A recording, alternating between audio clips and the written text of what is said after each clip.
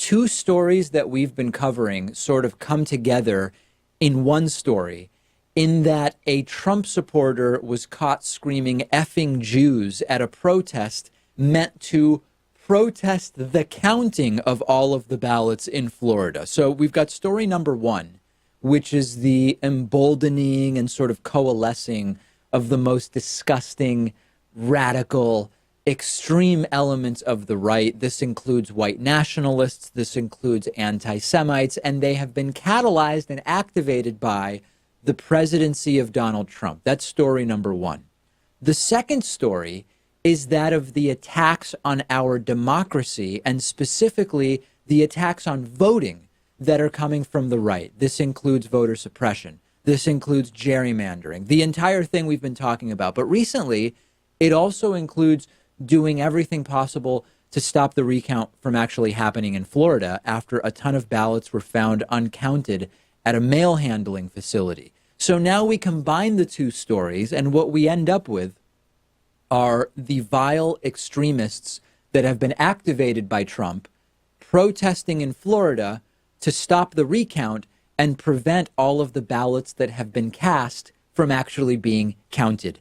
And at that protest, there was a Trump supporting woman who was heard yelling effing Jews. Her name is reportedly MJ. She started yelling the effing Jews. This caused a crowd to kind of gather around her. And then she said, oh, no, I am Jewish. I'm just angry that in South Florida, which has a lot of Jews, the Jews are voting for Democrats instead of for Republicans. MJ apparently wants Jews in Florida, and I would guess Jews all over, to vote for Republicans instead of for Democrats. And of course, oh, no, this can't possibly be. Nobody can be anti-Semitic, and Trump can't be fomenting anti-Semitism if MJ is Jewish and Trump has a Jewish son-in-law and Jared Kushner. She just wants the Jews to stop being so Jewy and start voting for Republicans, which, by the way, is just not going to happen in any great numbers. Understand the scene at this protest, which is a protest against counting votes. Okay, so without knowing anything about the people there, Pat, if I just tell you people are protesting against the counting of votes, you're probably going to have the impression that the people there are not exactly going to be the best, as Donald Trump likes to say. I don't even think it would be commoners protesting the recounts and counting all the votes. I would think it would be like Republican staffers, right? And this is just a political hit job. So you have the effing Jews woman who starts yelling. An NBC report says that then a tattooed, head-shaved guy with a cutoff shirt that had a drawing of Trump riding a Harley while holding a shotgun and the slogan "Drain the Swamp" on it, steps up next to effing Jews woman and says, quote, "They control the media, they control the entertainment business, and that's what they do. Donald Trump has done more for the Jews and Israel than anybody before, and it doesn't matter." And then another guy named Art Mannon takes sort of center stage and says he's more afraid of liberals than terrorists who he fought while serving in Iraq. Beautiful group of people, just absolutely lovely. And it is really scary how the anti-Semitism has exploded and been almost coddled by Donald Trump. Find people on both sides of a neo-Nazi rally in Charlottesville, Virginia.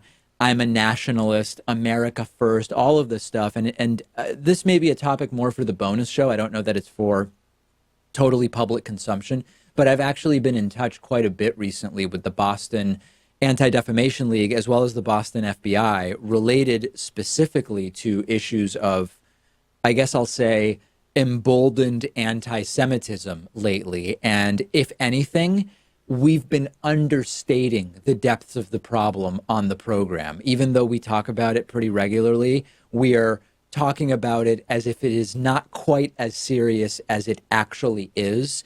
And if you were to talk to the ADL and FBI people on the ground right now, you might get a better understanding of exactly how serious this is.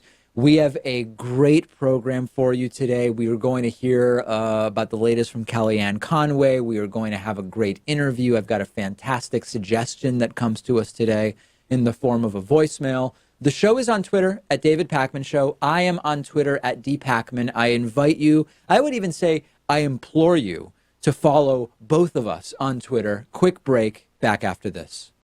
Today's program is sponsored in part by Blinkist.com/Pakman. If you've not already heard about Blinkist, it's amazing. It's an app for your phone, tablet, or web browser. And what they do is they take nonfiction books, popular nonfiction, critically acclaimed nonfiction.